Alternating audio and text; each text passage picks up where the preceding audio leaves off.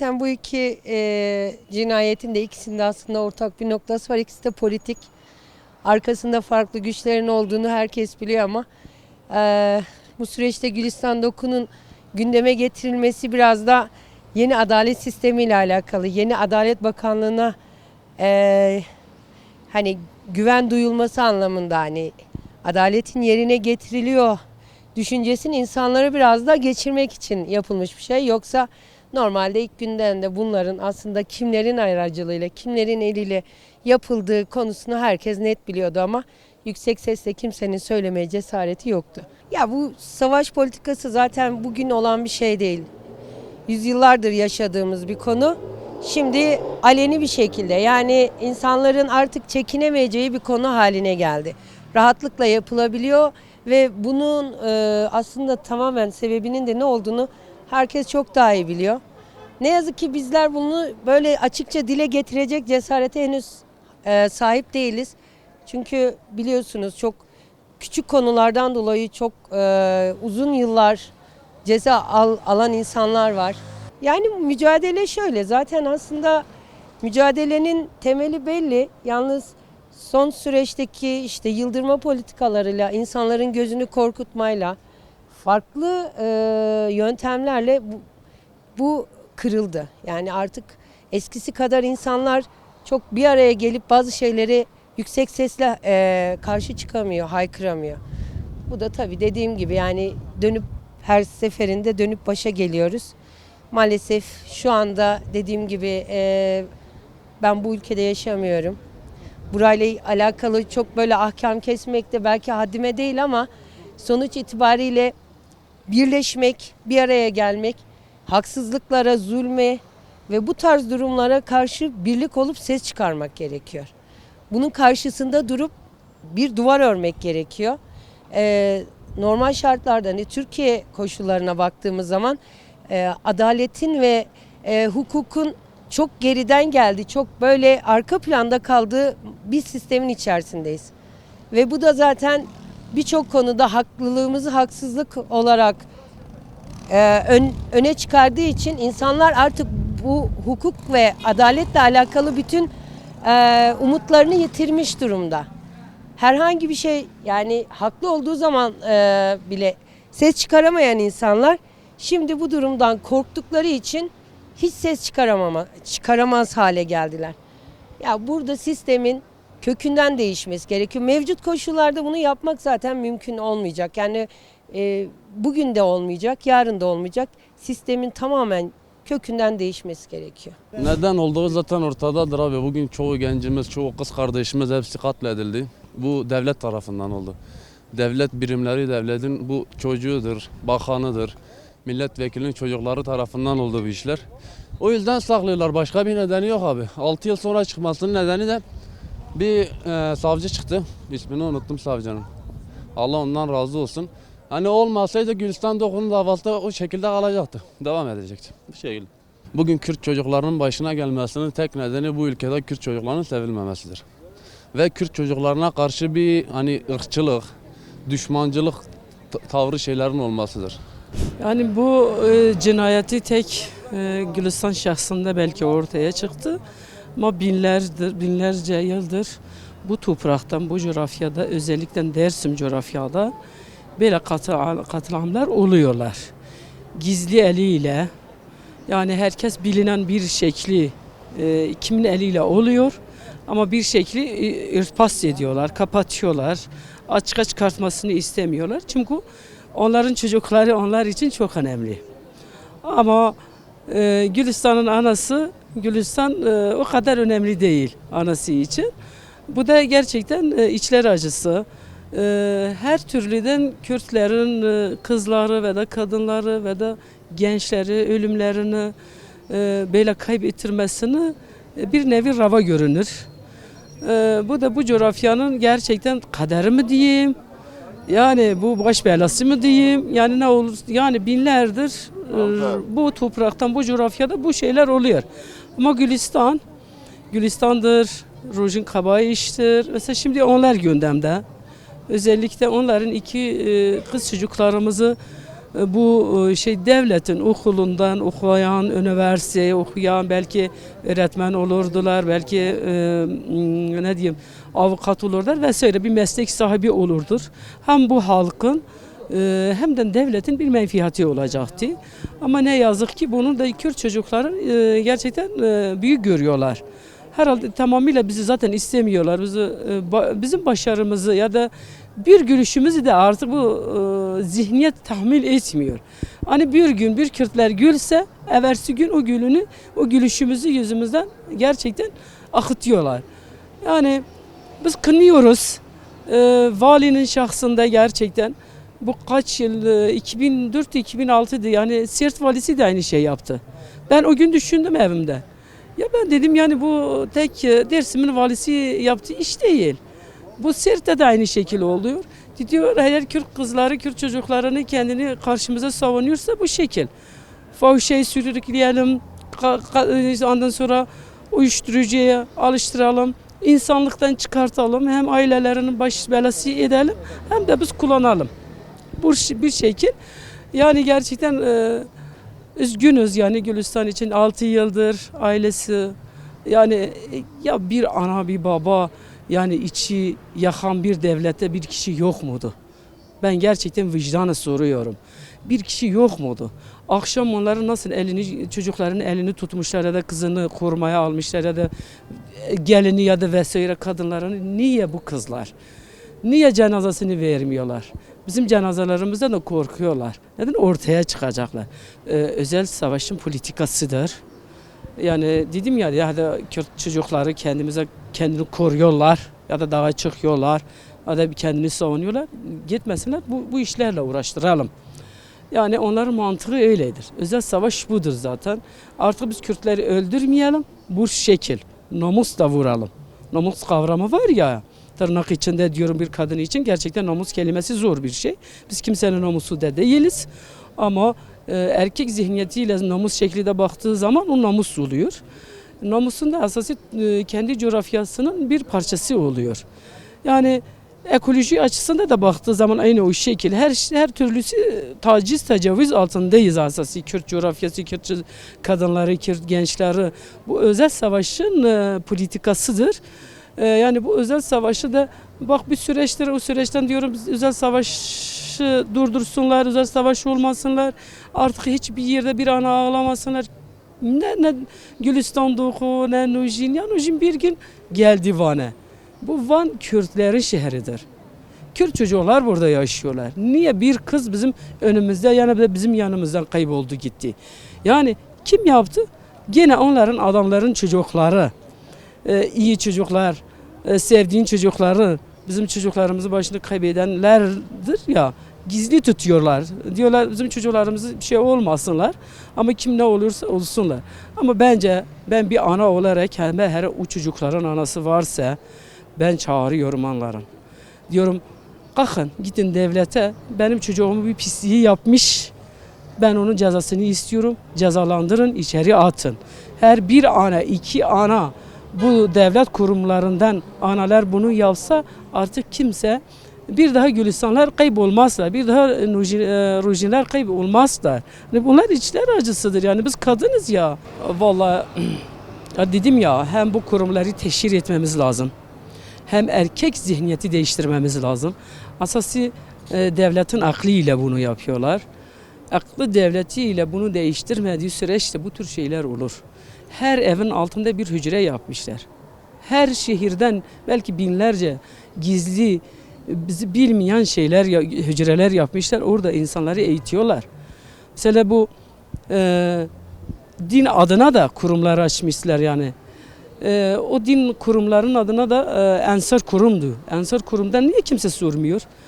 Ensar Kurum nereye gitti? Binlerce çocuklar orada maruz kaldılar, tecavüze uğradılar. Ya kimse sormadılar. Ya bu Ensar kimdi, kim kurdu, ne oldu? Oradaki çocuklar intihar ettiler ya. Ya boş boşuna bir genç, o erkek de intihar ediyor. Ya bir genç kendini nasıl intihar eder? Demek bunların sebepleri vardır. İşte kimse sormuyorlar. Din adına bunları yapıyorlar. Ne yazık ki din adına bizim ailelerimizi, bizim gerçekten bu Türkiye halkını kandırıyorlar yani. Doğru dinle değil. Biz de dinciyiz. Biz de asası dindarız. Biz yani dindar kelimesi çok kıymetli bir kelimedir ama o içini doldurmak için söylediğim o çerçevede bunu yapmamalıdır. Bunu gerçekten bunun önünde barikat olmamız lazım. Yani bu görev de bizim üzerimizde düşüyor. Kadın bilincidir, kadın örgütlemesidir, bunları sahiplenmaktır. Mesela bu savcı bunu yapmış, yarın ve bir gün akıbeti ne olacağı da belli değil. Ben gerçekten düşünüyorum, ben kaygılanıyorum da. Yani yarın bir şey olabilir yani herhangi bu coğrafyada herhangi biri doğru söylediği zaman onun başına her şey gelebilir. Bunu da sahiplenmek, yani onu desteklemek. Her kadını nerede, Gülistan gibi ya da Rojin gibi belki binlerce kızlar vardır haberimiz de yoktur. Bunlar hepsini örgütleme yapalım, onlara ulaşalım, onların dertlerini dinleyelim. Ne olursa olsun herkes bilinçli olsun. Yani bence kapatılması gerektiği için 6 yıl saklandı.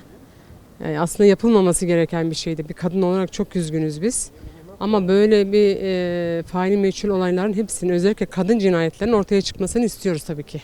Yani ben bunu diğer cinayete benzetiyorum. Rojin'in de şeyinde aynı cinayet, yani aynı sistemle yapıldığına inanıyorum. Yani intihar falan değil de içinde hani bazı parmakların, bazı ellerin olduğunu, üstünün kapatılması gerektiğini, yani büyük eller olduğu zaman üstü kapatılıyor. Bunu hepimiz de biliyoruz. Ama açığa çıkmasını istiyoruz yani doğrusu ne olursa olsun. Sonucu ne olursa olsun. Kadın cinayetleri son derece fazla bizim yani İstanbul'da da olsun, her yerde de olsun. Kadın cinayetleri çok fazla. Bunda cezai işlemi olmadığından dolayı işleniyor diye biliyor. Ben yani öyle tahmin ediyorum. Vallahi toplum bunun arkasını bırakmaması lazım. Kadın cinayetleri yani kadın ölümleri ne olursa olsun arkasına düşüp gerçeğin ortaya çıkarmamız gerekiyor. Ve yapan kişilerin çok korkunç bir şekilde ceza alması gerekiyor.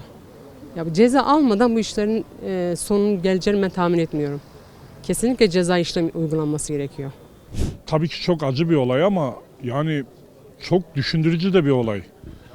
Ya bir bakıyorsunuz işin içinde vali var, başhekim var. Dolayısıyla imkanları daha kolay görmüşler ve üstünü çok rahat kapatabilmişler. Yani normal hayatta böyle şeylerin aslında olmaması gerekiyor. Çünkü devlet kurumlarında görev yapanların daha bilinçli bir şekilde olması gerekiyor. Sahip çıkmaları gerekiyor ama burada 6 sene boyunca saklanabilmiş, şimdi ortaya çok çeşitli şeyler dökülüyor. Daha tam ne olduğunu da bilmiyoruz. Ama bir şekilde üstünü kapatmışlar. Ben öyle görüyorum. Ya bu aslında irade meselesi. Yani çıkartmak istedikten sonra hiçbir şeyi saklayamazsın. Yeter ki üzerine düşünsün. Ben öyle görüyorum. Yoksa şimdiki şartlarda, teknolojide işte her yerde kamera, teknoloji çok daha rahat çıkabilir. Eskiden olsa yani bundan 10-15 sene önce olsa her cinayetin üstü bulunamazdı veya aydınlatılamazdı ama şimdi çok daha rahat aydınlatılabilir. Yeter ki üstüne düşünsün. Düşünülse de aydınlatılır.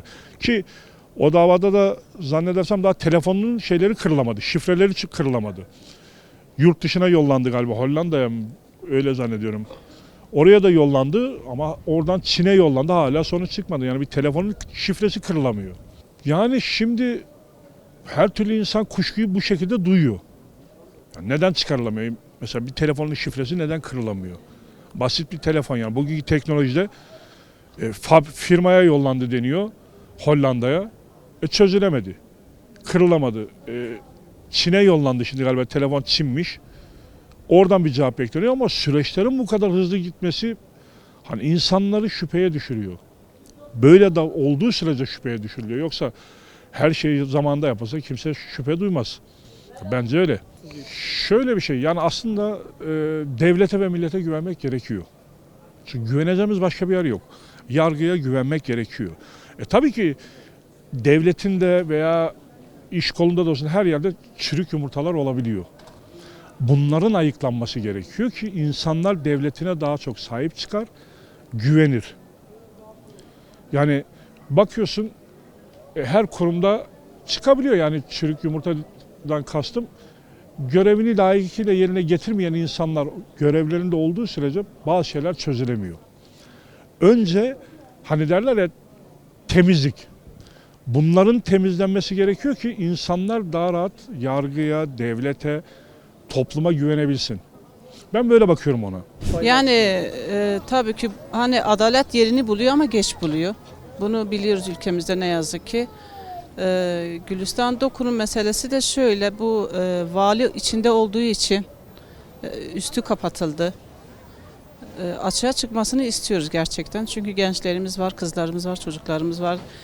Geleceğimiz de daha kötüye gidiyor. Gençlerimizin de geleceğin daha kötüye gittiğini de görüyoruz ne yazık ki. Böyle bir çağda böyle bir üstü kapalı olaylar yaşadığımız için de gerçekten üzgünüz. Olmaması gereken şeyler. Devlet bunu biliyor da. Bunu biliyor, bunu çok iyi de kimin yaptığını da biliyor. Her şey açık ortada zaten. Hani 2 kere 2 4 yapıyor. Faillerin bulunmasını da istiyoruz, cezaların çekmelerini de istiyoruz.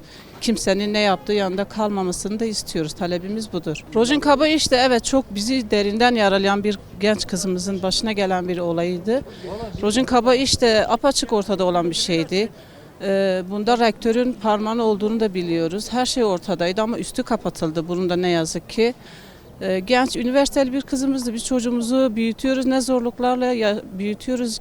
Okusunlar, bir gelecekleri olsun, hayatlarını kurtarsınlar diye böyle bir yaşam çerçevesini sunuyoruz çocuklarımıza ama böyle kimi belli olmayan kişiler tarafından öldürülüyor, istismara uğruyor, ormana atılıyor, yok ediliyor, yakılıyor ve bunun yapan kişilerin de belli olduğu da apaçık ortada zaten. Hak yoktur, hukuk yoktur, adalet yoktur. Bir çeteleşme var. Bu çete de mesela Van'da o bir tane Rojbin Kabayış. Rojbin Kabayış üniversitede burada okuyordu. Üniversitede çıktıktan sonra yine onu da tecavüz ettiler, öldürdüler, denize attılar. Şimdi bunlar zulümkar bir sistemdir. Bu sistem, bu hepsi de arkasında kim yapıyorsa arkasında devlet var. Bunu da ondan sonra yakaladığı insanları da açığa çıktığı insanları da çok az bir ceza vuruyor, kuruyor. Bunun kuracak devletin içinde kuracak bir güç var. Bu gücü ortada çıkartması lazım. Baştan bu şebeke, baştan o 90'dan beri bu şebeke bu Orta Doğu'da, Kürdistan'da kesin devam ediyor. Yani okuyan kızlar Dersim'de Kaba, Gülistan Kaba mesela niye 7 gün 8 gün kayboluyor, 6 sene kayboluyor, niye bugün çıkıyor? O zaman da biliyordu. O zaman da biliyordu, vali kapatıyordu. Yani açığa çıkmak istemiyordu. Çünkü bu şebeke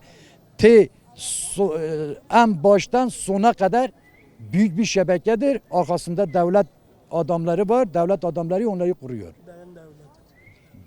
Gerçekten devlet kuruyor. Yani devlet kurulmasa millet de ortaya çıkarabilir. Gazeteci de ortaya çıkartabilir. Ama devlet arkasında var, bırakmıyor. Bu şu anda yaşadığımız iktidar çeteleri, tecavüzleri, insanı öldüren hırkızları bunları kuruyor. Bunları kurmamak için bu sistem değiştirmesi lazım. 6 yıl önce devletin gücünü kullanırsa bu sefer vatandaşlara zulüm yapılıyor, haksızlık yapılıyor. Devletin bütün gücünü kullanıyor. Emniyetiyle, valisiyle, valinin oğluyla, güvenlik kuvvetleriyle bunlarla beraber faili meşhuller dediği zaman mutlaka aydınlanacak tarafları vardır. Ama faili bazıları yaptığı katliamları, ölümleri, öldürmeleri ismi faili meşhul diye bırakıyorlar. Oysa faili meşhul değil, bilinen kişiler öldürüyor. Vatandaşın gücü yetmiyor. Öldürülüyor, bunun ismini faili meşhul bırakıyorlar. Yoksa failleri bellidir. Şu anda Doku kardeşimizin neydi ismi? Gülistan Doku'nun faili belliydi. Oysa o da gidip de vatandaşla beraber onu arıyormuş gibi yapıyor. Oysa katil kendileri. Katliam yapan kendileri. Çocuğu yolda çıkaran onlar. Onun için faili meşhul diyorlar. Faili meşhul hepsi bunun gibidirler. Rojin Kabayış'ın vefat ettiği Van Gölü'nün kenarındaki yer, sen oraya git. Tahmin edersem 200-300 metre gitsen su senin göbeğine kadar ancak gelir. Devlet bütün imkanıyla oradan Ruci Kabayiş'i aradı, bulamadı. Orada bir kedi dahi o denizde boğulsa, o güzergahta, o civarda o aranan şeyler Ruci Kabayiş'i bulabilirdi. Ben yüzme bilmiyorum. Orada ben gitsem Ruci Kabayış orada olsaydı bulurdum. Oysa muhtemelen ben diyorum ki Ruci Kabayış devlet aradığı zaman o farklı yerlerde belki saklanmış olabilir. Onun da failleri vardır ama babası geçenlerde televizyonda gördüm konuşuyordu. Diyordu Gülistan Kabayış hangi akıbete uğradıysa benim kızım da aynı o akıbete uğramıştır. Rektörü suçluyor. Ben Ruci Kabayış'ın babasını haklı buluyorum. Acısı büyüktür. Allah kimseye göstermesin. Bizim evlatlarımızdı. Keşke bunların başına böyle bir şey gelmeseydi. Keşke güvende olabilseydi. Şu anda ben şahsım olarak mesela konuşursam benim can güvenliğim, ben kendimi güvende hissetmiyorum. Bu psikolojik savaştır, bu senaryodur, tiyatrodur vatandaşa yapılıyor.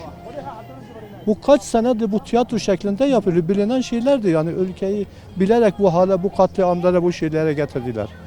Yoksa kimsenin düşmanı değil. Ne Kürdü Türk'ten, ne Türk'ü Kürt'ten, Arabi, Acem'den kimseden bir alıp vereceği yoktu. Birileri işine geliyor bu gibi katliamlar, bu gibi huzursuzluklar, bu gibi ortadaki şeyleri germeleri birilerinin işine geliyor. Yani kurtlar puslu havada faydalanıyor. Şimdi vatandaş olarak biz haksızlığa karşıyız, zulme karşıyız ama bugün hiçbir vatandaş devletin gücüne karşı dayanacak gücü yoktur. Devlet güçlüdür, devlet şeydir. Bunu devlet adil olursa, adaletli olursa olur, adaletli olmasa ben ferdi olarak haksızlığa, zulme, işkenceye, ölüme, öldürmeye karşıyım. Ama gücüm yetmiyor. Bugün Gülistan Duku vefat etmişse benim evladımdır. Ruci Kabayış vefat etmişse benim kardeşimdir. Herhangi görüşte olursa olsun zulme uğrayan herkes benim kardeşimdir. Biz kardeşiz, biz insanız. Bugün zulüm bir yerde varsa zalimin yanında değil, mazlumun yanında yer almamız lazımdır. Dini, mezhebi ne olursa olsun biz devamlı mazlumun yanında yer almamız lazımdır. Yani şimdi devletin içinde güçlenmiş ajanlar, örgütlenmiş insanlar var devletin içinde. Ya bunlar çünkü sırtını devlete dayanır, güçlü kişilere dayanır. Onu çıkmıyor. Şimdi ne yapsalar diyor nasıl olsa bize kar kalır. O zihniyeti taşıdığı müddetçe hiçbir şey de ortaya çıkmaz. Anladın? Şimdi eğer hak, hukuk, adalet olsaydı zaten aynı günde çıkardı. Demek ki hak yok, hukuk yok, adalet yok. Kim ne yaparsa ona kar kalıyor. Kar kaldığı için de çıkmaz. Vallahi ben pek inanmam. Çünkü çıktı mı zincirleme çok kişilere dayanır. Dayandığı için bunu hemen örtbas etmeye çalışıyorlar. Yani hakikat o bu. Yani hakikat odur. Hakikat çok kişi bu işin içindedir. Bu işin içinde olduğu için bırakmıyorlar. Adalet yok. Yani adalet olsa zaten Türkiye'de demokrasi olsa kime ne olursa olsun çıkar ortaya. Demokrasi yok. Şövenizm, ırkçılık her yerde. Şimdi bir tane Arap'ı geldi mi görüyorsun. Araplar bak burada da İran'da. Burada İranlılar geliyor. Kendi dilleriyle konuşuyorlar. Kendi reklamlarını yapıyorlar. Kendi kültürlerini yaşatabiliyor. Burada da düğün yapıyorlar. Halay çekiliyor ama biz çektik onların gözünde çok şey geliyor. Çünkü bu sadece bir günlük işi değil. 1920'den beri hep ırkçılığı aşılamışlar. Kürtler pistir. Kürtler canavardır. Kürtler işte ırkçıdır. Kürtler vatanı bölüyor. Kürtler bayrağı sevmiyor.